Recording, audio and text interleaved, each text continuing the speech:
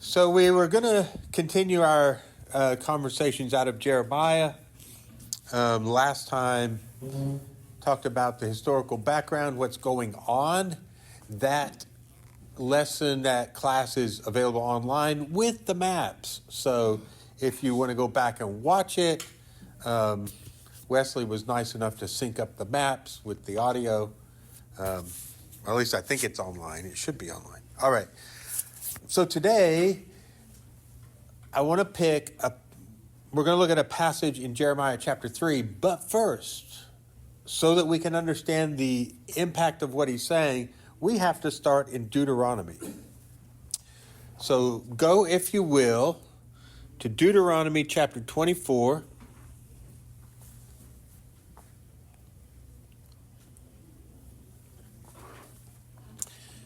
And we're going to look at a command in the law of Deuteronomy.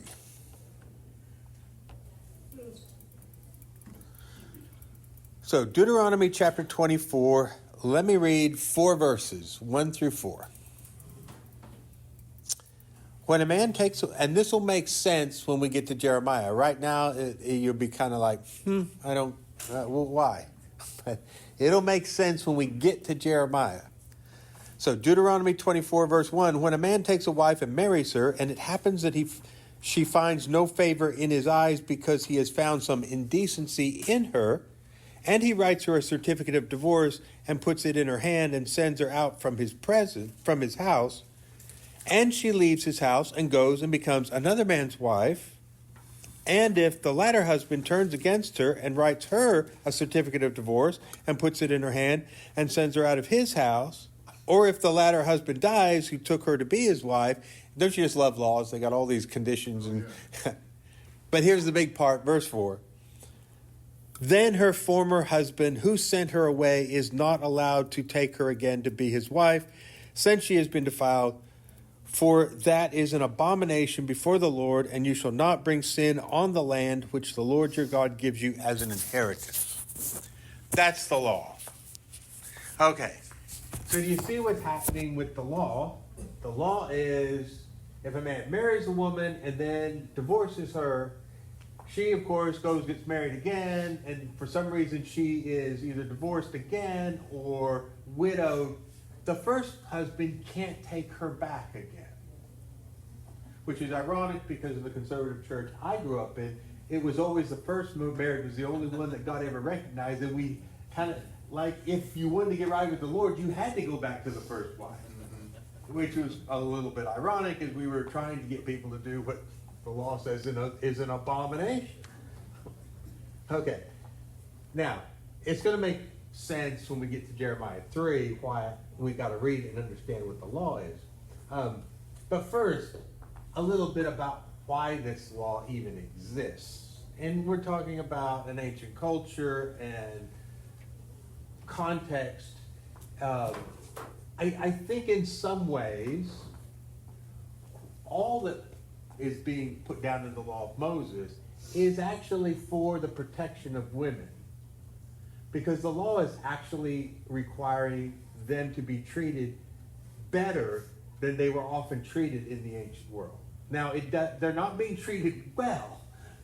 It's not like we would look at this and say, yeah, this is good. But it was at least a step in the right direction. And I think some of the sense of why this rule about the one who had her decided he wanted to divorce her, can't take her back again, it's kind of designed for men to seriously think about divorce before they do. It's a little bit like you can't have her like a yo-yo on a string. Of course, in the ancient world, only the man could initiate the divorce. She really didn't have any say in it. So there's a lot of things that I would say are not great about marriage relationships and how this is happening 1,000 years before Christ, right? We're not saying this is good, but in the context, at least it was an attempt to say, and if you divorce her, you have to give her a certificate. You have to give her some evidence that she is actually free. And you better think twice about it, because once you do that, mister, it's final. You can't change your mind. So I think those were designed actually in some ways to be helpful towards women. All right? But we got to understand the law before we can understand the message of Jeremiah. Any questions before we go to Jeremiah? All right. Just I know this is what atheists and non-Christians want to throw up as evidence that Christianity's screwed up. Yeah, and the best thing we can do is agree with them. When it's screwy, we go, yeah, this is screwy. This is not, Deuteronomy 24 is not a good guide to marital relationships as we understand them. And what I would concede is, yes, this is a story of people progressing over time, getting closer and closer to what we should be. It's not a story of everyone always had it right, any more than I always have it right. But it's a story about progress, right? So now, to Jeremiah chapter 3. Now, let's hear this radical message of Jeremiah. Because remember, the law said that was an abomination to do that, right? You got to get that part, right? Not everything in the Old Testament was labeled an abomination. And what does abomination mean anyway? That's a good question. I can relate it to the abominable snowman. I've only seen cartoons of that. To me, it's something that rises to a level of wickedness or evil that is just extreme, right? Because like I said, not everything in the Old Testament is, but it's like they understood, well, some things are not good, but some things are worse, right? It's just real bad, right? And what we got to remember is doing this act is labeled in Deuteronomy as an abomination. But now let's read Jeremiah chapter 3, verse 1. Jeremiah chapter 3, verse 1. God says, if a husband divorces his wife and she goes from him and belongs to another man, will he still return to her? What's the answer, folks? Should he? My translation says, should he return to her? Okay. Yeah. Yeah. So what's the answer? No. No, absolutely not. It's forbidden. It's an abomination. Right? See, Jeremiah is posing the question somewhat rhetorically. They all know the answer. He's saying, look, what's the law say? If a husband divorces his wife, she goes from him, she gets married to someone else, will he or should he return to her? And they all know the answer. All the Israelites know the answer. Absolutely not. It's forbidden. It's an abomination. It's horrible wickedness. We don't do that. The land would be defiled. The land would be, yes, the very ground we're standing on will be defiled. Okay. Keep reading verse 1. Will not that land be completely polluted? Yeah, that's the point. But now watch what Jeremiah, this is his sermon. But you are a harlot. Now he's talking to Israel. He's talking to Judah specifically. I'm saying Israel, but at this time they're split. They've been split for 150 years. The northern kingdom's already kind of been absorbed into Assyria. It's really just Judah at this point. But you are a harlot with many lovers, yet you turn to me, declares the Lord. Should I allow that? Is that not an abomination?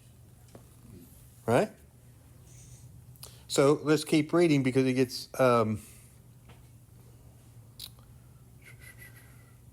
let's see. So, like verse 2, lift up your eyes to the bare heights and see, where have you not been violated? On the roads you have set for them like an Arab in the desert, and you have polluted a land with your harlotry and with your wickedness. Now what he's referring to is their idolatry, of course, right? That's their wickedness. Like the picture was God is the husband, Israel is his bride, a bride he brought out of Egypt as a young woman, grew her up in the desert, and this is a love relationship, a marriage between God and his people. And yet they've been the unfaithful wife, and they've gone off. And so when he makes the reference in verse 2, lift up your eyes to the bare heights. Well, look up on the hills. What do you see? Pagan shrines that you built, idols you set up, altars you've built where you go up and worship the gods. So he's saying you've done this all over the land. You've polluted the land. You've been an unfaithful wife, right? So he recounts a lot of their wickedness.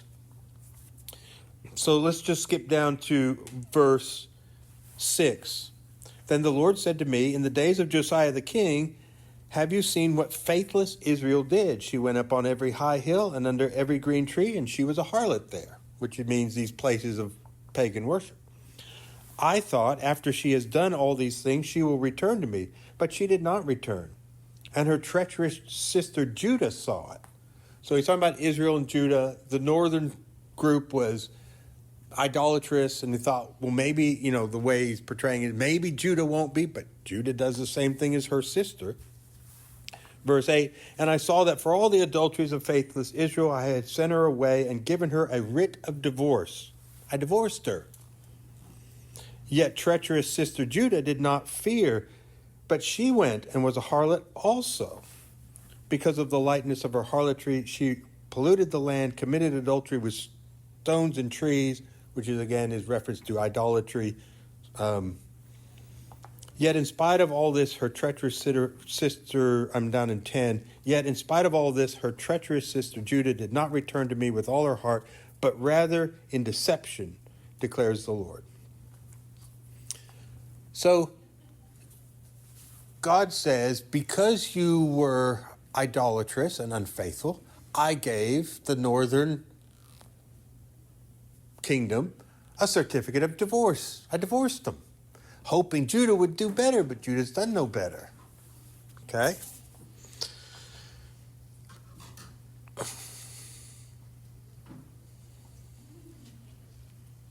Let's see. Because it's a long section, I'm trying not to read all of it.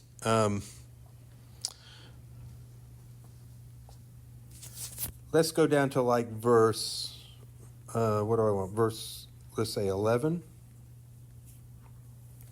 And the Lord said to me, faithless Israel has proved herself more righteous than treacherous Judah. Go and proclaim these words to the north and say, return, faithless Israel, declares the Lord. I will not look upon you in anger, for I am gracious, declares the Lord. I will not be angry forever.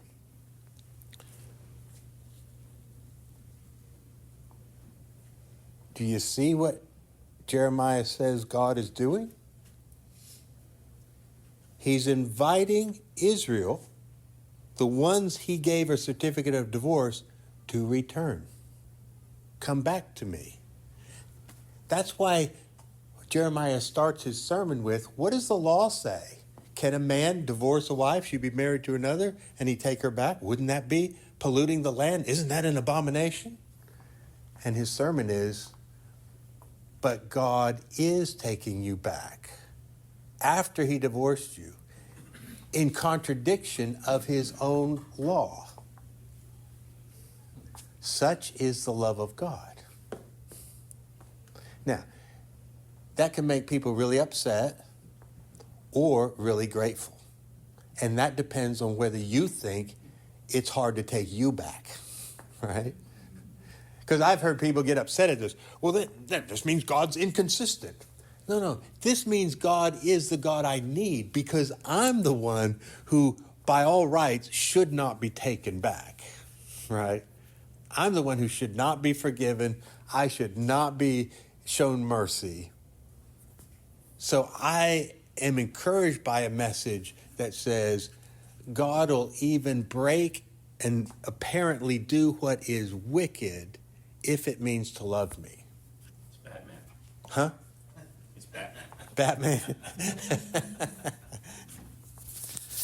that why, is this related to, I don't know the time period or whatever, but to Hosea marrying Gomer? Yeah, I mean, it's the same illustration. Yeah, the thing is, I mean, that actually occurs earlier. But we could go there and we could say, doesn't Hosea, as a living illustration, marry an unfaithful woman to illustrate to Israel that God remains faithful even when you are? So this is not an isolated message, but my experience is I've not really heard many people talk about Jeremiah 3. So if you're unaware of it, it's like there's this powerful picture of a kind of love, forgiveness, mercy that knows no bounds, that even breaks the law when it comes to love. But isn't that an abomination? Shouldn't God not do that? But he does. Right? That's how Jeremiah is driving home the point of you've got to understand the radical nature of God's love. And we should then our response should be thankfulness, right? We should be like, oh, I'm so glad that God is not one who adheres to the law and says, look, the law says you're doomed. Yes, you're doomed. He's like, the law might say I'm not supposed to cross this boundary, but I will for the sake of love. That's saying something, right? So we can see, I think we can see the implications, This is a kind of message of love that if we might be surprised it's there in the Old Testament. Like maybe we don't know about Hosea and Gomer. We kind of think the Old Testament, isn't it all about strict laws and legalism? No, it's not.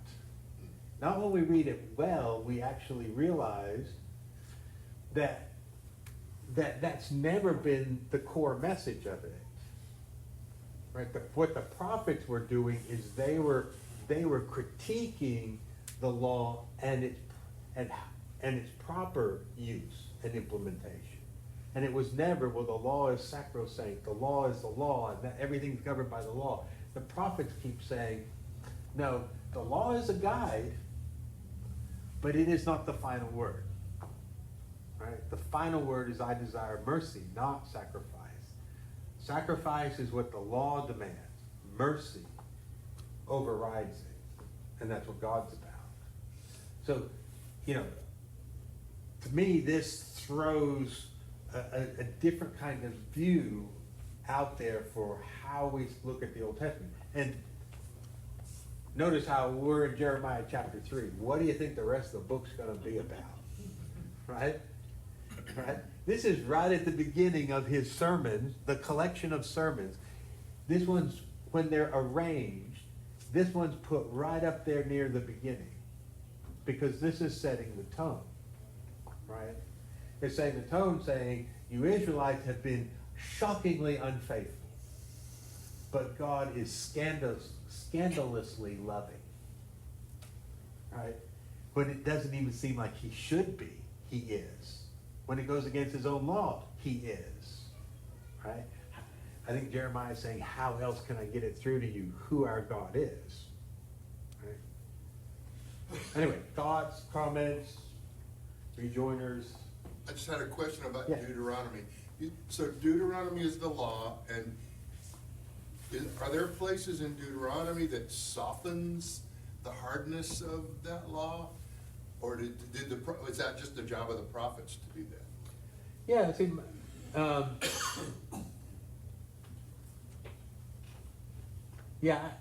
the way I would respond to that is, no, the law is the law. The law just sits down the stipulations, what you ought to do, what you ought not to do.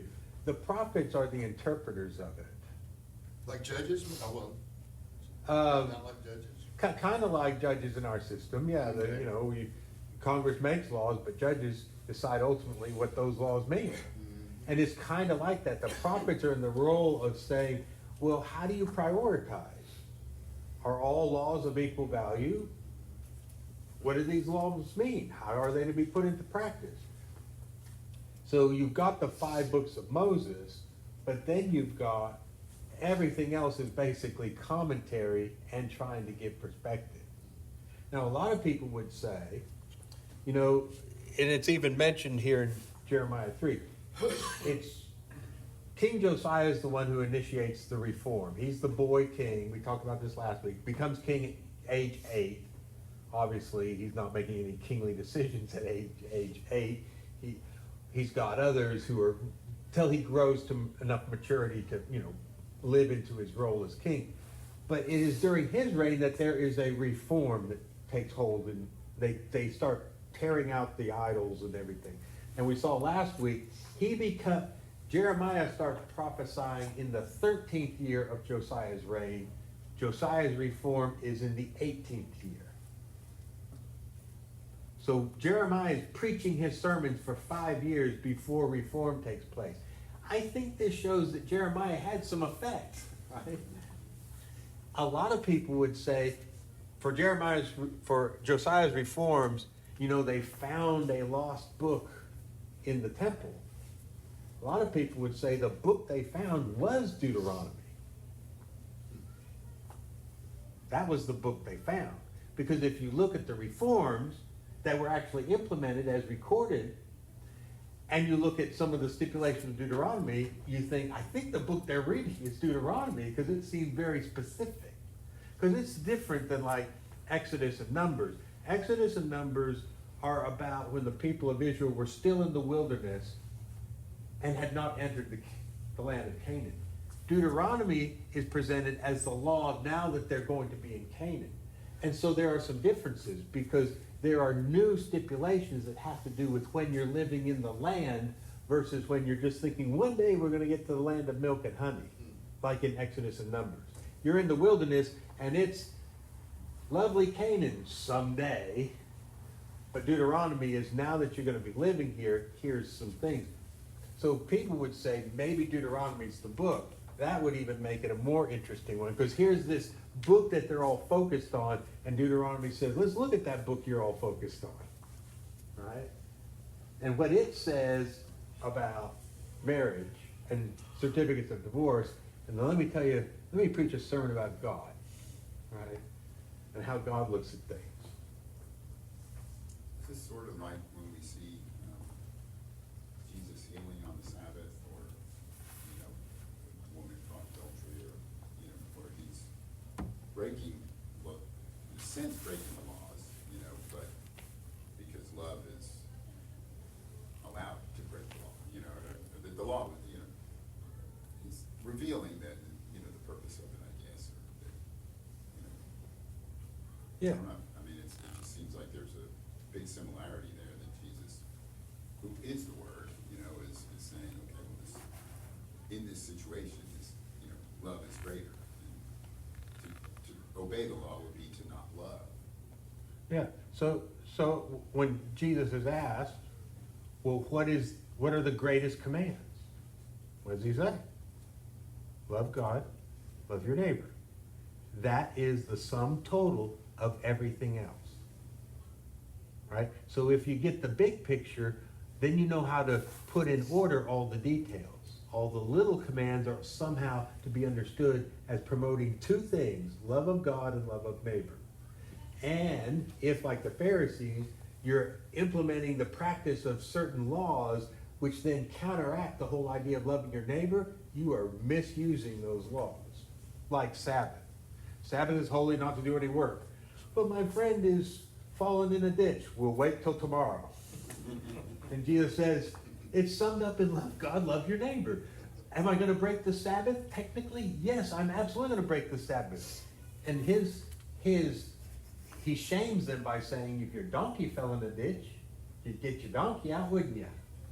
But if your neighbor's sick, you ban me from healing him. Look at your priorities. You love your donkeys, you love your livestock more than you do your neighbors. Exactly what he's doing, right? So the thing with the law, it's got all these commands, but if we don't know how to put them in order, like what is the most important? Is Jesus asked an illegitimate question? What is the greatest command? Should he have said, they're all important, there is no greatest? No, he entertains it, because it is important to say, what do you put at the top, and then what do you order underneath it?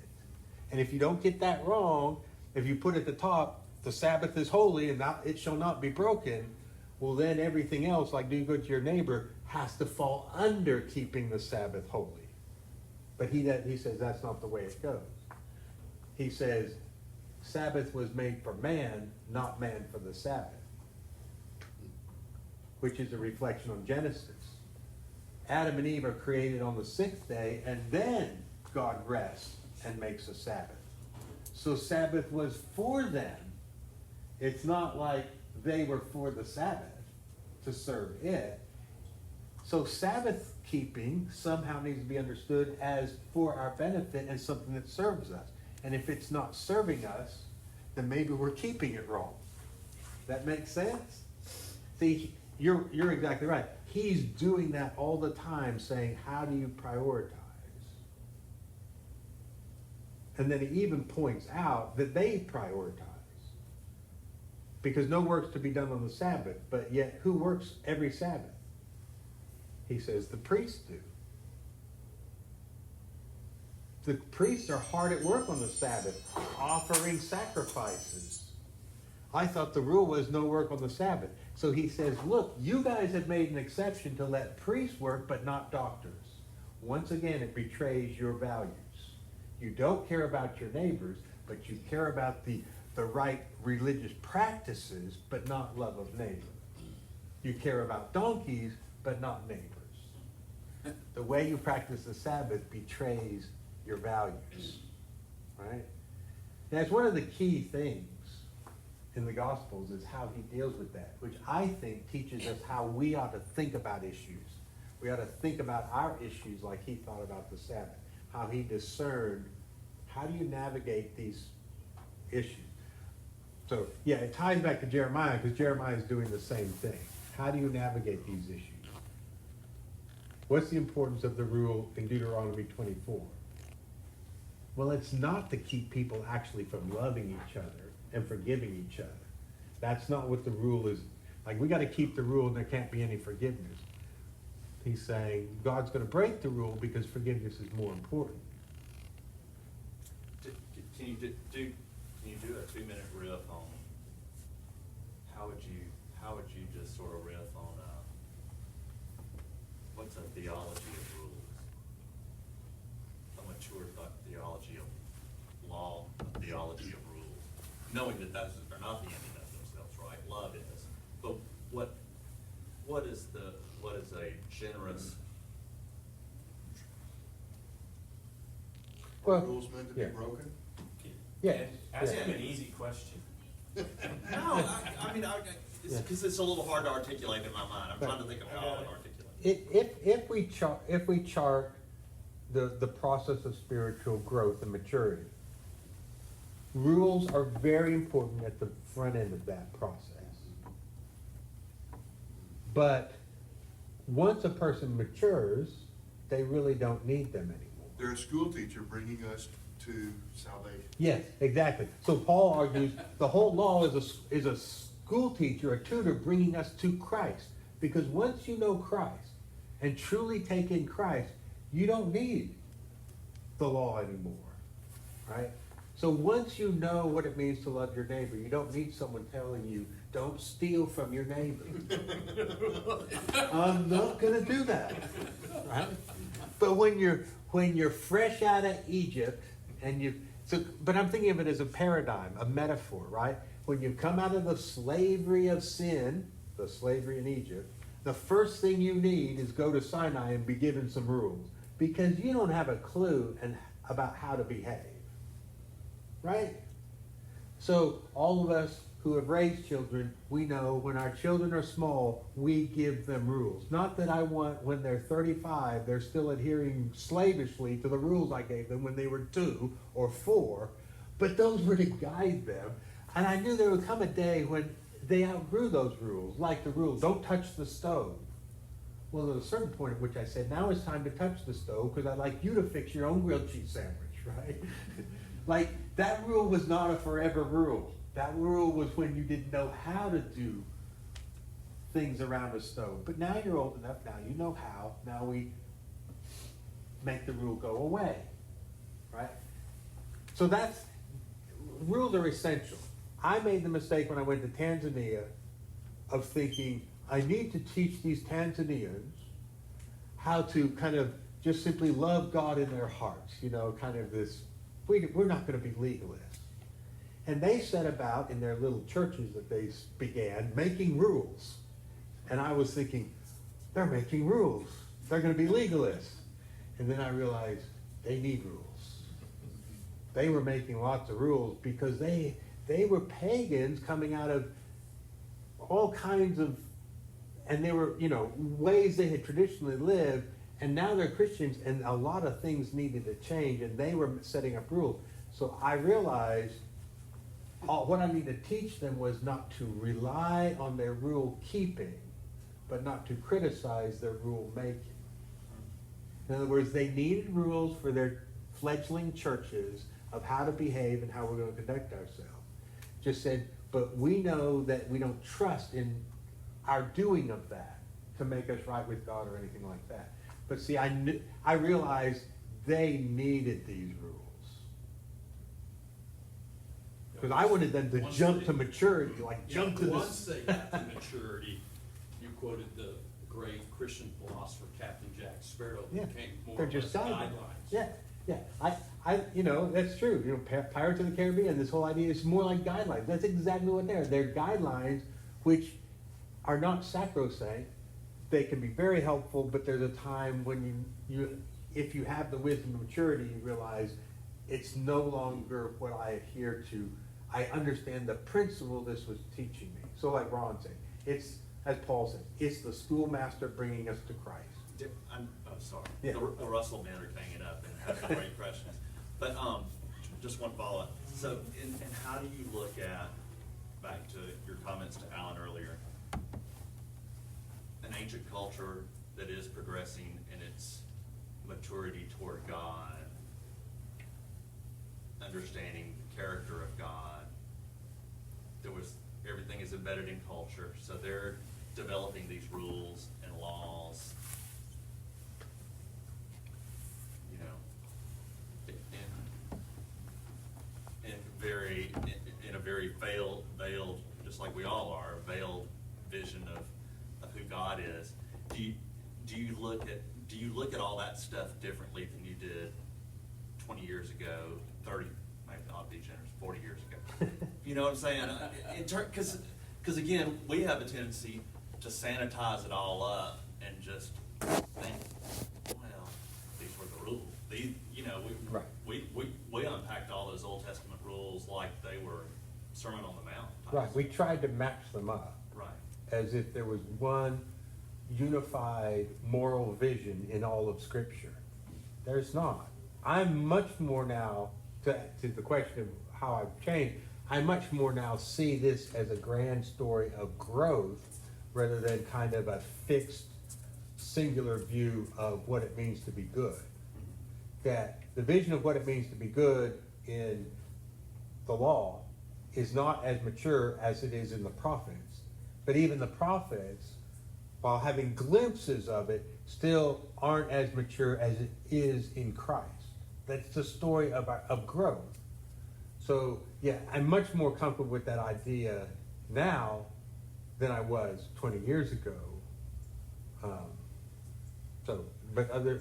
Well, a couple of stories. One of them is, as a retired schoolmaster, as a principal, when I would get a new school, I'm seeing myself as a young principal, the teachers who have been teaching for 40 years would line up at my office door and say, "What are the rules?"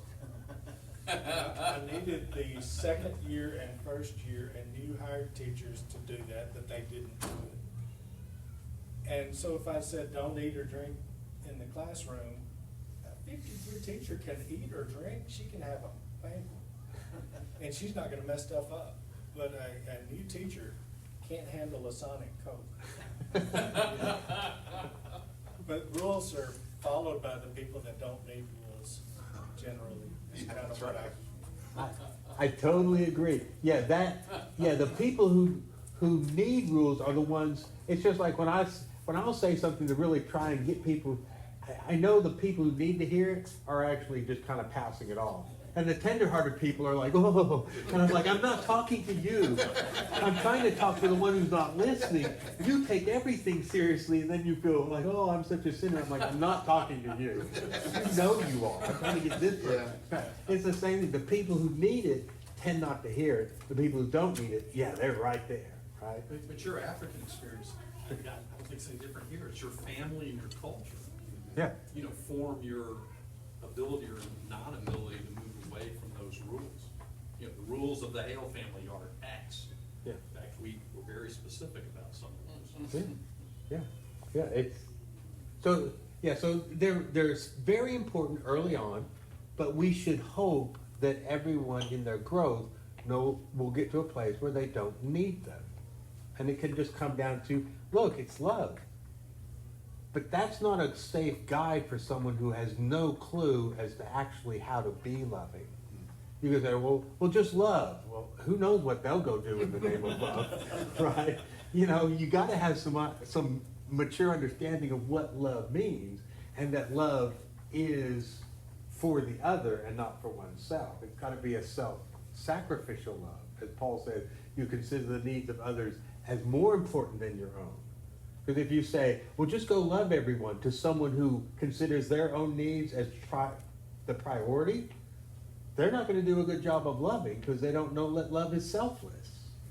And will they be sincere? Yeah, they'll be sincere. Will they be practicing an agape sort of love? No. No. So Greg, my question kind of dovetails with Ken is that, so how was Jeremiah taken by the group? I mean, did they want to throw him off the cliff as well? Or down in a waterless well, or he was not well received at all.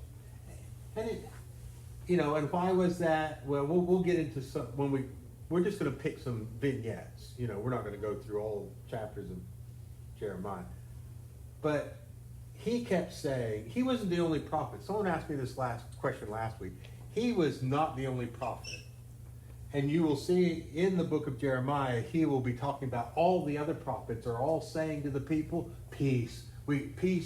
It's all going to be okay. And Jeremiah is the lone guy saying, it's not going to be okay, folks. We are in deep trouble.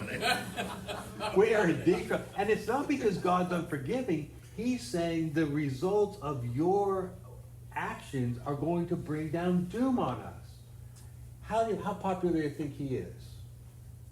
Not popular at all. Because the other prophets are telling the people what they want to hear. You're fine, you're doing great, everything's going to be good. Jeremiah is saying, we're not fine, we're not doing great. Now God loves us in an extraordinary way that you can't hardly imagine. But we are out there worshiping all the idols. And we are doing these things. And that's not going to end well for us. So no, he's not well received. And he's a very lonely voice. Because many of the others are telling the people what they want to hear. Which is not what a prophet ever does. Right? Never tells the people what they want to hear. Now, just tells the people what God is saying, not what the people want to hear.